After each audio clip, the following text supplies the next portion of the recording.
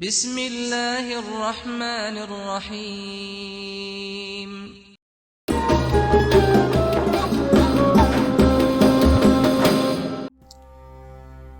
Assalamualaikum warahmatullahi wabarakatuh. Alhamdulillah kita bisa berjumpa di channel ini. Sahabat beriman yang dirahmati Allah. Dalam sejarah ada beberapa upaya untuk mencuri jasad Rasulullah Shallallahu Alaihi Wasallam. Al-Kisah pada tahun 1164 atau 557 Hijriah, ada seorang pemimpin Muslim yang sangat terkenal, namanya Sultan Nuruddin Mahmud bin Zanki. Beliau memerintah Suriah dan beliau adalah mentor dari Salahuddin Al-Ayyubi atau dikenal dengan Saladin. Sultan pada suatu hari bermimpi bertemu dengan Rasulullah. Dalam mimpinya itu Rasulullah berkata kepada Sultan, "Wahai Mahmud, selamatkanlah aku dari dua pria ini." Sambil Rasulullah menunjuk kepada dua orang pria yang berambut pirang. Selepas itu, Sultan terbangun dari mimpinya dalam keadaan panik. Namun beliau menganggap itu hanyalah gangguan tidur. Kemudian beliau bangun, berwudu, sholat tahajud, dan berdoa lalu kembali tidur. Tetapi beliau tetap mendapat mimpi yang sama, bahkan berulang sebanyak 3 kali. Gundah dan gelisah, lalu Sultan memanggil Perdana Menterinya Jamaluddin. Beliau menceritakan perihal mimpi bertemu dengan Rasulullah itu. Pandangan Perdana Menteri bahwa kemungkinan mimpi Sultan itu adalah benar, karena syaitan tidak akan dapat menyerupai wajah Nabi Muhammad SAW.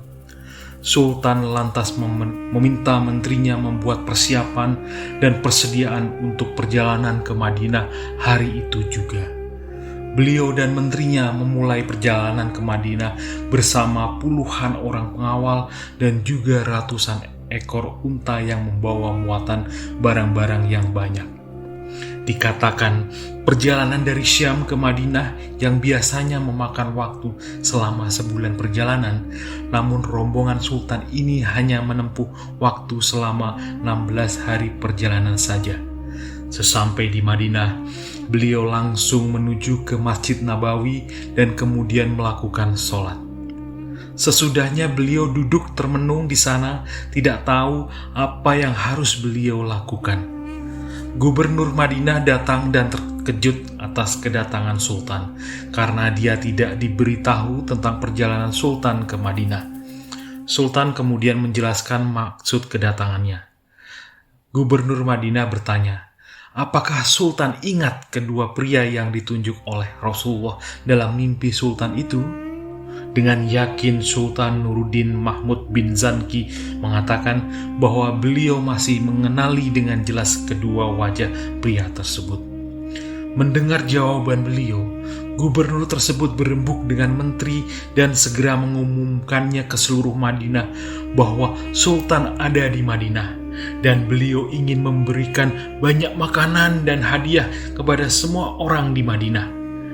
Ketika berita itu menyebar, ramai-ramai penduduk Madinah datang dan Sultan sendiri yang langsung menyerahkan hadiah sambil melihat dan mencari tahu apakah kedua pria itu termasuk di dalam orang-orang yang datang dan mengambil hadiah.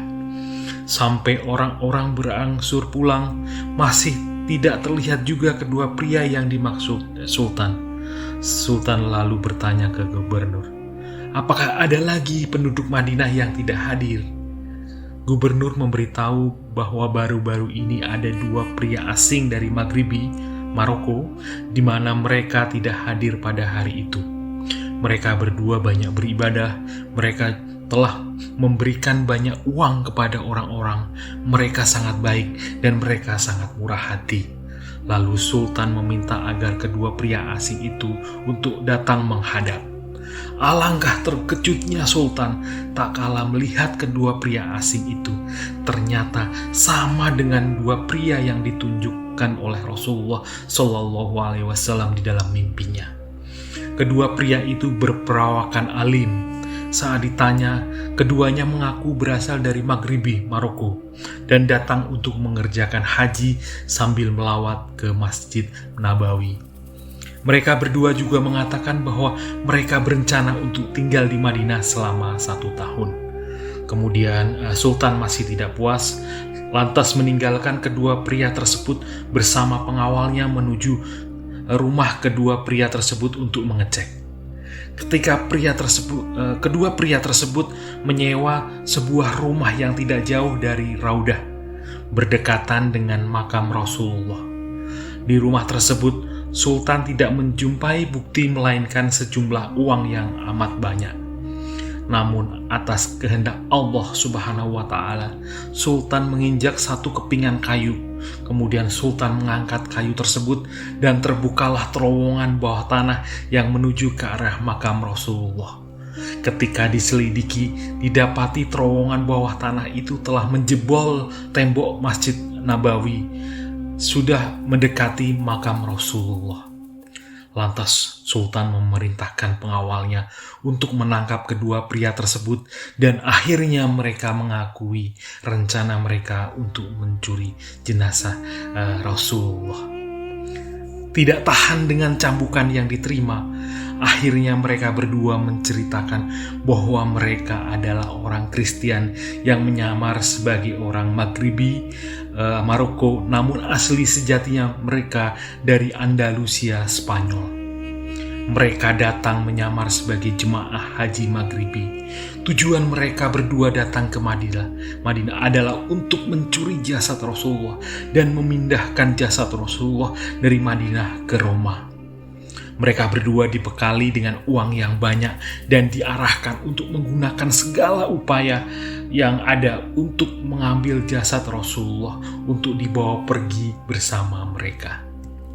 Mereka berdua juga menceritakan bahwa mereka menggali terowongan mulai dari rumah sewa secara rahasia hingga ke arah makam Rasulullah. Tanah-tanah dari terowongan tersebut dibuang ke dalam telaga yang terletak di samping rumah yang mereka sewa, dan ada kalanya diisi ke dalam tas kulit untuk dibuang di pekuburan Baqi.